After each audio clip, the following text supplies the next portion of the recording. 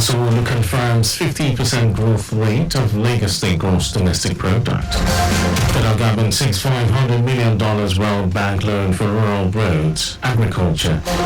On the front, in United Nations Security Council demands end to siege on Sudanese city of El Fasher. And in sports, Nigeria Football Federation announces plans to appoint expatriate technical advisor for Super Eagles. And now the details. I am Mike James.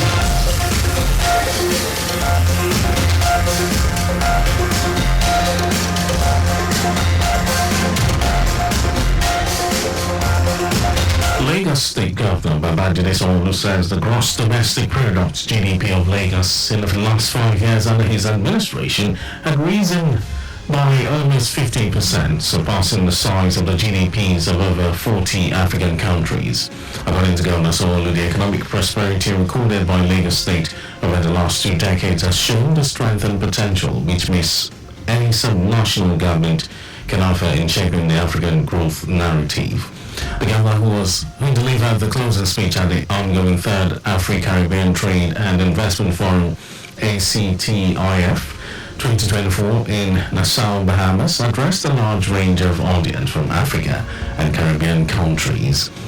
Sanwo-Olu noted that with a strong focus on internal revenue generation and strategic partnerships with the central government and private investors, the state had demonstrated how a focused leadership at sub-national level could work the nation's economic vision to create a sustainable growth pathway for the continent. He said Lagos State had grown from being a state in deficit in the military era to becoming a hub for investment and technological advancement. The governor said the Eko Atlantic City project, which has since become a global model for environmental responsiveness and climate action, was one of the 5 key long-term initiatives developed by President Bola Tinubu when he was the governor of the state to create new economic opportunities for Lagos. He also shared the landmark gains resulting from adoption of the African Continental Free Trade Area, describing the trade initiative as a historic, revolutionary idea seeking to unlock the full potential of free trade areas being created across Africa. Speakers at an event to commemorate Nigeria's 25 years of unbroken democratic governance, organized by the Lagos State House of Assembly, have warned that democracy in the country must be protected by every citizen despite its challenges. Speaker of the House, Mudashiru Obasa, former Governor of Lagos State, Babatunde Fashola, foreign diplomat and business expert at the event, argued that democracy has benefited Nigeria since 1999 when the country began its fourth republic.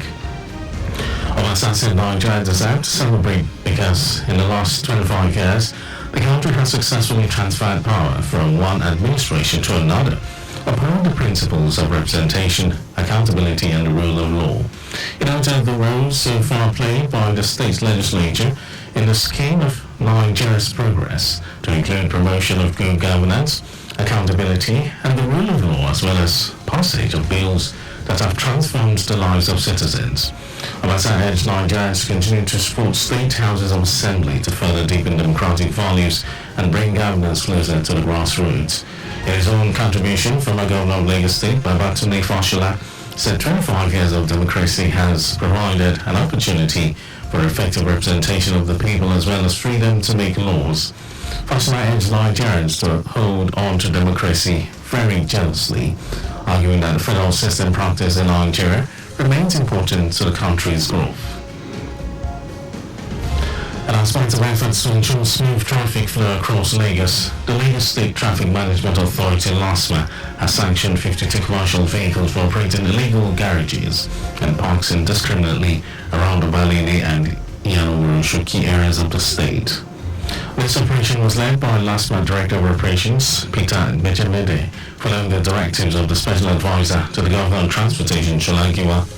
Giwa confirmed that the drivers of these commercial vehicles, including private car owners, had been repeatedly warned by the government before the enforcement operations commenced. He emphasized that these operations will continue, reflecting the authority's zero tolerance for indiscriminate parking and any impediments to free traffic flow across Lagos.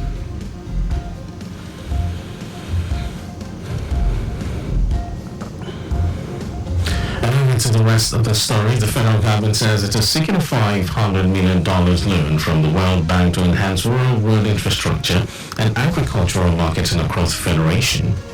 This was contained in the final draft of the Resettlement Policy Framework for the Nigeria Rural Access and Agricultural Marketing Projects, Scale-Up, implemented by the Federal Ministry of Agriculture and Rural Development. The fund is expected to address the need for better connectivity in rural Nigeria, where 92 million people currently lack access to good roads. The project aims to improve rural access and climate resilience, thereby boosting agricultural potential and marketing prospects for agrarian communities. This, in turn, will contribute to better livelihoods for the rural populace. The Group Chief Executive Officer of the Nigerian National Petroleum Company (NNPC) Limited, Mele Kyari, has called for the support of the judiciary in tackling the twin challenges of crude oil theft and pipeline vandalism for the oil and gas industry to achieve its full potential as an enabler of national economic and industrial growth. Kyari made the call in Abuja at the National Judges Capacity Building Workshop on the Petroleum Industry Act (PIA) 2021, organized by the National Judicial Institute. Kyari stated that the gains of the PIA have been severely undermined by crude oil theft and pipeline vandalism, and urged the judiciary to consider the creation of a special court to try offences related to crude oil theft and pipeline vandalism, or granting accelerated hearings to such cases. According to him, the role of the judiciary is critical to the success of the efforts of the various security arrangements put in place by NNPC, law enforcement agencies, and other stakeholders in the industry. And now to foreign news. The UN Security Council has demanded that Sudanese paramilitary forces call off their 8-week siege of El Fasher, a city in Darfur, where fighting has sparked genocide concerns. The Security Council has called for an immediate halt to the fighting and withdrawal of all troops from the city. It expressed grave concerns at the spreading violence and credible reports that the RSF are carrying out ethnically motivated violence in El Fasher city. Sudan's army has been fighting the paramilitary Rapid Support Forces (RSF) for more than a year, in a civil war that has killed thousands and forced millions from their homes.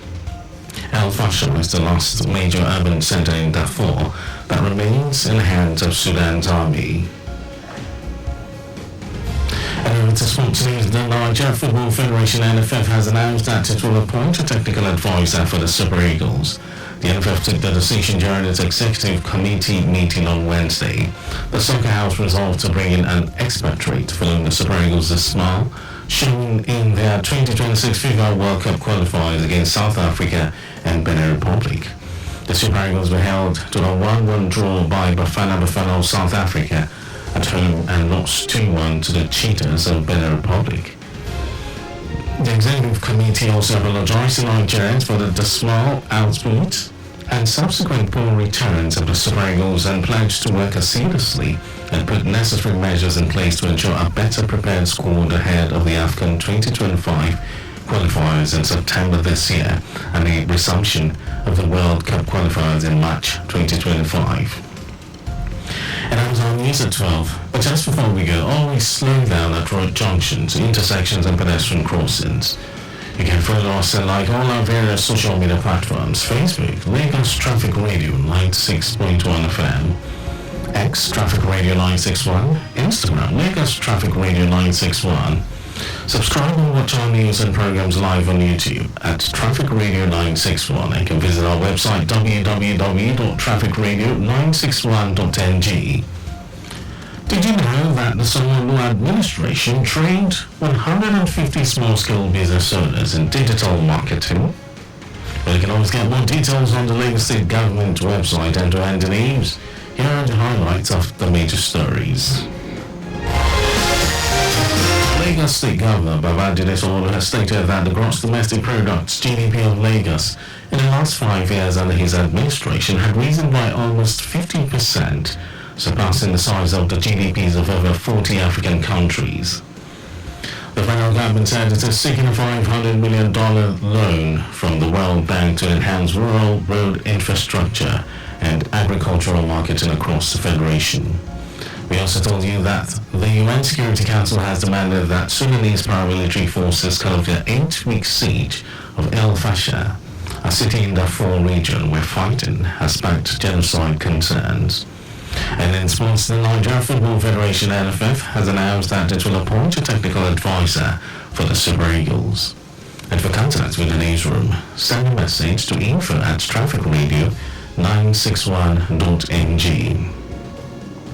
The Names News broadcast was compiled by Abiola Fagbalago. Thank you for listening, Lagos.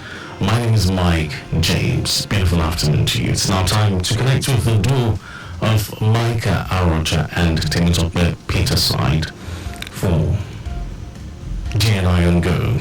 Stay here.